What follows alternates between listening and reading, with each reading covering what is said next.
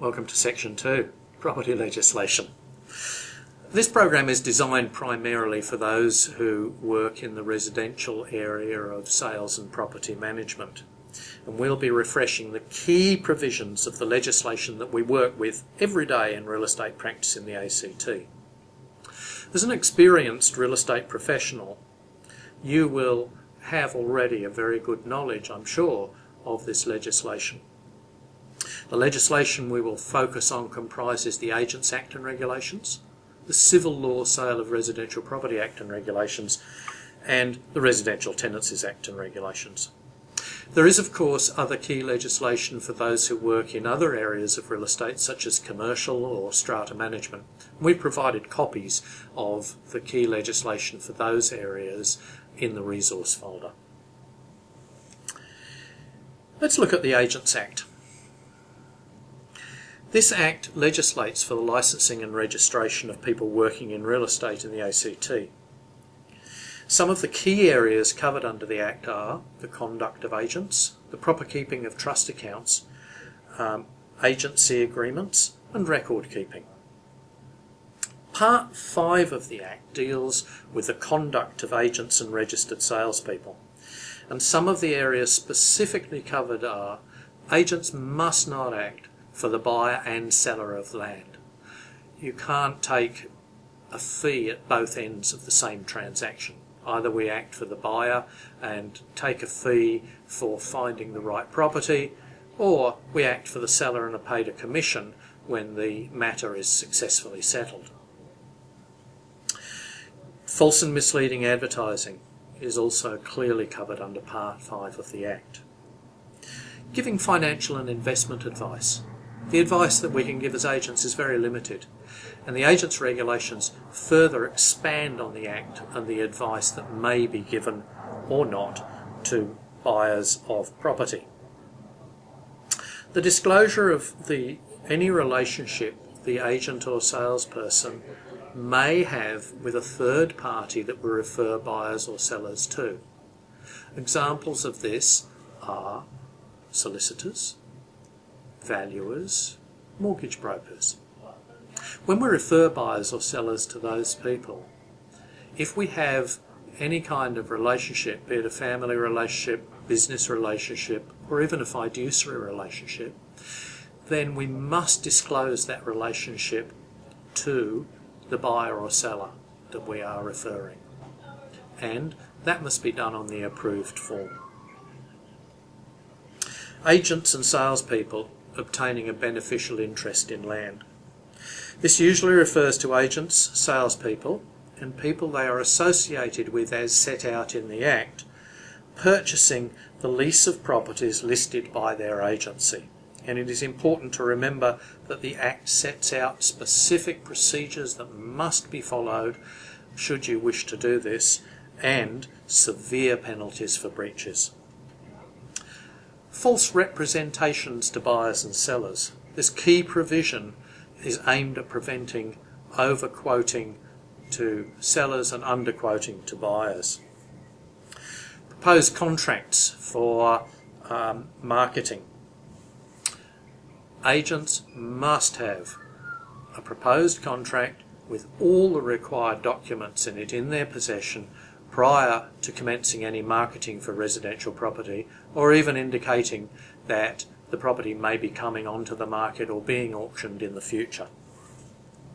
Section 89B of the Act confers limited rights on agents to insert certain particulars into contracts and take part in the exchange of contracts.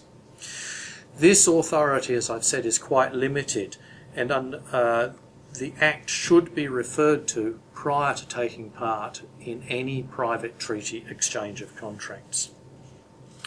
Part 6 of the Act is of particular interest, as it states that an agent's not entitled to receive any fees or expenses until they have a compliant agency agreement in place. This doesn't only mean making sure that your agency agreements have all the correct and required clauses in, but also that they have been correctly filled in and completed.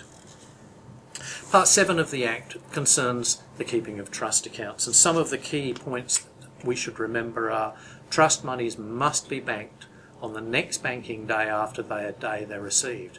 So if you take a deposit on a property on a Saturday, as long as Monday is not a public holiday, you must bank it on the Monday.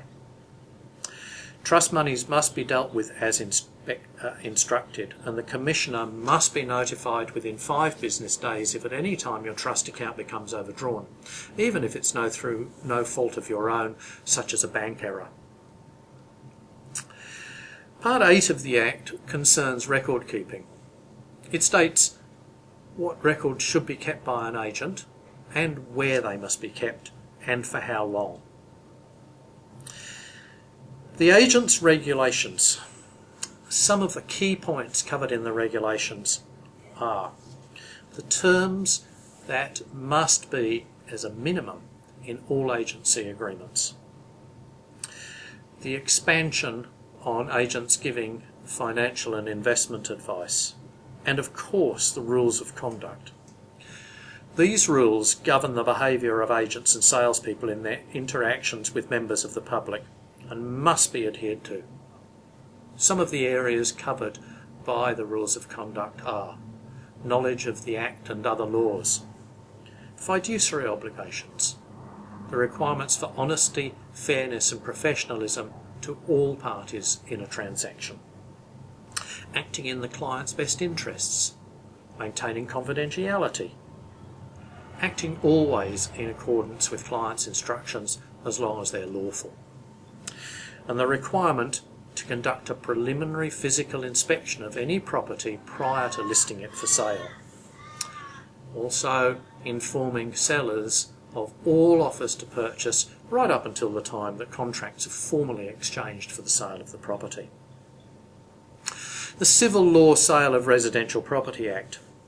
As the title suggests, this Act governs the sale of residential property in the ACT, whether by private treaty or auction.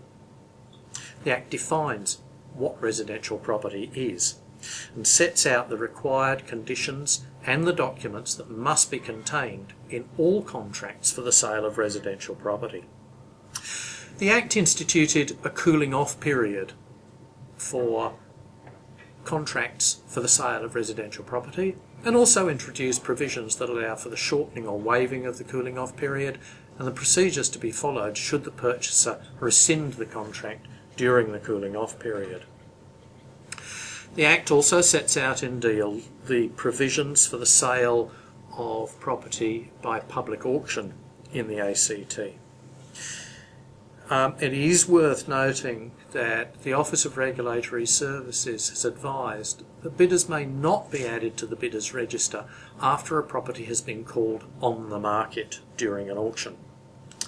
It should also be further noted that if a buyer and seller exchange contracts and the seller has not provided the buyer with a copy of the energy efficiency rating statement, then the seller is liable to pay to the buyer an amount not exceeding 0.5% of the purchase price of the property. The Residential Tenancies Act.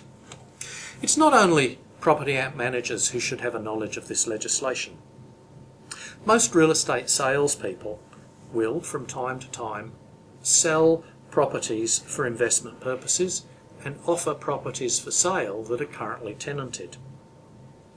And we need a working knowledge of the Act in order to be able to offer advice to both buyers and sellers of investment property about rights and obligations. When examining the Residential Tenancies Act, it is prudent to also examine Rules of Conduct 32 to 42 in the agent's regulations, as these rules specifically refer to property management. The Act defines who lessors and tenants are for the purposes of the Act, and also to which premises residential tenancy agreements apply, as it does not apply to all premises that may be occupied for residential purposes. Schedule 1 of the Act sets out the prescribed residential tenancy terms, and these terms must be used in residential tenancy agreements in the ACT. Any term that you add into the agreement other than the prescribed terms must be endorsed by the tribunal. The Act also covers bonds and how they must be dealt with. Part 4 of the Act deals with termination of tenancies, and Part 5, residential rental rate increases. Part 5A covers occupancy agreements, and these are somewhat different from residential tenancy agreements. Part 6 of the Act is regarding the resolution of disputes in residential tenancy agreements, and Part 7, residential tenancy databases. This is, of course, only a very brief overview of the key provisions of this legislation, and while you work through Section 2 of this workshop, you should read very carefully all the sections of the relevant legislation. I hope you enjoy working through Section 2 of this workshop, property legislation.